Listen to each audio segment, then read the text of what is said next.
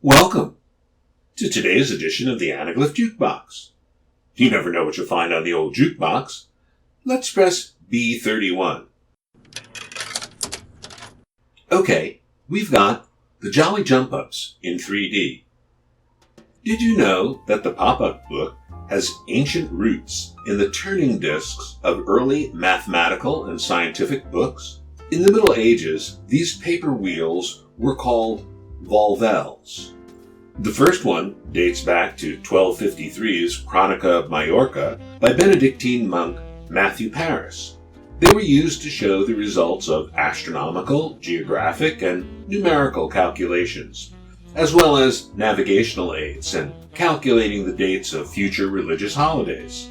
Even today, the jukebox has a pair of printed flat plastic discs held together by a rivet that's a standard PS80 proportional scale, offering 3 parameters: size of original, number of times of reduction, and percentage of original size.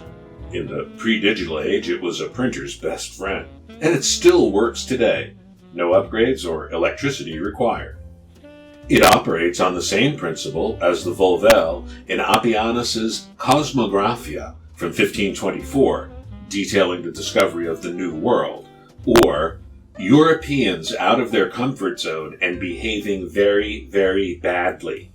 Out of these early attempts, the movable, mechanical book slowly evolved. Now let's fast forward, just because we can, to the 1880s, where the New York-based McLoughlin Brothers publishes the first movable books in America, called the Showman series. They feature 3-dimensional scenes set at zoos, circuses, and aquariums, with a very wholesome, family-friendly appeal. We'll see that zoos, circuses, and the family itself will remain the focus of the McLoughlin line 60 years later. The exotic appeal of the snake charmer in the Little Showman series from 1884 is tempered in the text as a child declares, "Have no fear, Papa, the show gives me delight." There were many titles in the Showman series, and they remain in demand today by collectors on eBay, where books in good condition can sell for $300. Blue Ribbon Press started producing moving, paper mechanical books in 1932 and used the term pop-up for the very first time. These featured traditional fairy tales, but also licensed comic characters popular at the time like Popeye, Tarzan, Terry and the Pirates, Flash Gordon, Little Orphan Annie, Tim Tyler, and Buck Rogers.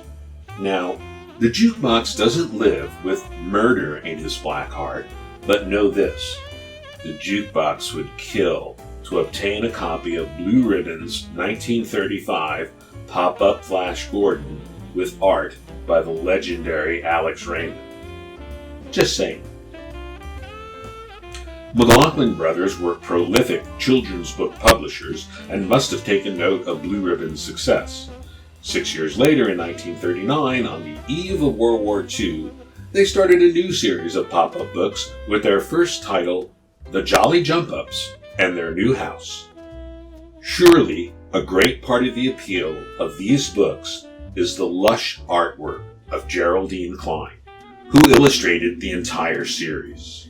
Her colorful technique and the huge variety of subject matter she undertook for 15 years assures her a place as one of the great children's book artists.